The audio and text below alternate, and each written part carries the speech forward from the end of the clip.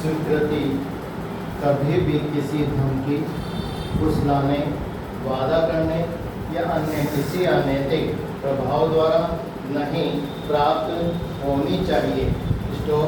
उत्प्रेरणा शब्द में एक अभियोग चलाने की धमकी यदि दोष स्वीकार नहीं किया जाता है या माफ़ी देने का वचन यदि दोष स्वीकार किया जाता है, दोनों शामिल हैं। इस बारे में कोई दृढ़ एवं कठोर नियम निर्धारित करना कि किन बातों से उत्प्रेरणा गठित है। प्रत्येक बात में यह न्यायाधीश के आत्म निर्णय की बात होती है। उत्प्रेरणा अभिव्यक्त या विवक्षित दोनों हो सकता है। यह आवश्यक नहीं है कि उत्प्रेरणा प्राधिकारवान व्यक्ति द्वारा प्रत्यक्ष रूप में अभियुक्त से किया जाए। किसी समस्वीकृति को ज्यों का त्यों ग्रहण करने से पूर्व यह दर्शित करना चाहिए कि वह स्वतंत्र रूप से और स्वेच्छापूर्वक की गई है।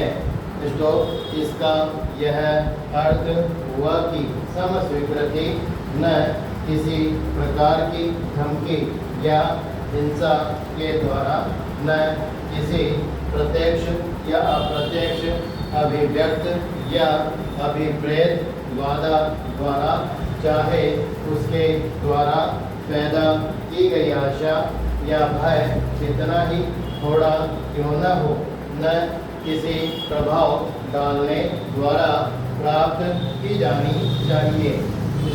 जिस आधार पर उत्प्रेरणा आदि द्वारा प्राप्त स्वीकृतियाँ साक्ष्य से अपवर्जित की जाती हैं, वह यह नहीं है कि इस प्रकार की समस्वीकृतियों को साक्ष्य में लेने पर अभियुक्त को कोई नुकसान पहुँचेगा, वरन वह यह है कि अभियुक्त अपने को अपराध से मुक्त होने के प्रयोजन से उनकी सत्यता के प्रति उदासीन होकर इस प्रकार की समस्वीकृतियाँ करता है। इस प्रकार यह स्पष्ट है कि यदि प्राधिकारवान व्यक्तियों द्वारा धमकी या वादे का इस्तेमाल समस्वीकृति प्राप्त करने के लिए किया जाता है, तो वह साक्ष्य में नहीं किया जाएगा। प्रत्येक धमकी या उत्प्रेरणा अभियुक्त को अपराध की समस्वीकृति करने हेतु प्रेरित करने के लिए पर्याप्त नहीं हो सकती है। किसी समस्वीकृति को अपवर्जित करने के पहले यह देखना होता है कि क्या बंदी पर प्रयुक्त उत्प्रेरणा उसकी समस्वीकृति को असत्य कर सकती थी या नहीं। प्रश्नवाचक असली जांच यह है कि क्या इस प्रकार की कोई धमकी दी गई थी कि उसके डर से बंदी के द्वारा असत्य कहने की संभावना थी। प्रश्नवाचक यदि ऐसा है तो समस्वीकृति को ग्राह्य नहीं किया जाना चाहिए। चेंज न्यायालय को प्रतीत होता हो धारा 24 में शब्दों का प्रयोग किया गया है, जिसके अर्थ को जानना आवश्यक है। इन शब्दों में यह स्पष्ट है कि यदि न्यायालय को यह लगे कि समस्वीकृति प्रलोभन, धमकी आदि द्वारा प्राप्त की गई है, चाहे इसका प्रत्यक्ष और निश्चय साक्ष्य न भी उपलब्ध हो, तब भी वह ऐसी समस्वीकृति को साक्ष्य से अपवर्जित करता है। प्रतीत होता हो शब्द सबूत की अपेक्षा संभावना की कम मात्रा को जाहिर करता है। जब एक बार समस्वीकृति के स्वैच्छिक रूप को प्रतिपक्ष के द्वारा चुनौती दे दी जाती है, तो न्यायाधीश को इस बात को जांचने के लिए क्या वास्तव में समस्वीकृति स्वैच्छिक की पूर्ण छानबीन करना चाहिए।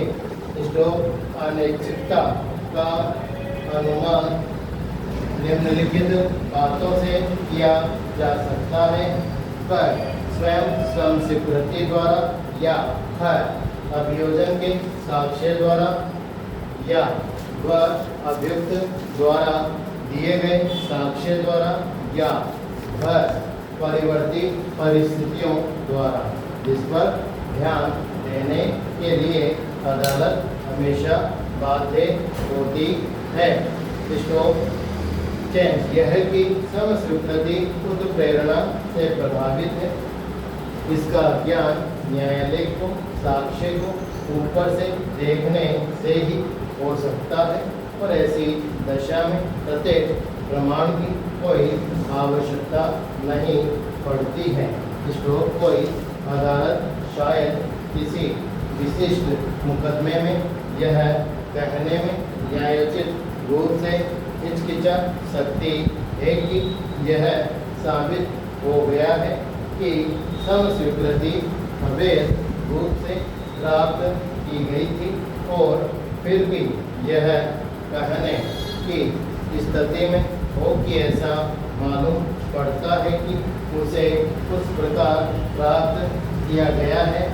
स्टोक जैसा कि कहा गया है, धारा 24 को लागू होने के लिए कि समस्वीकृति उत्प्रेरणा से प्रभावित है, निश्चित प्रमाण की आवश्यकता नहीं।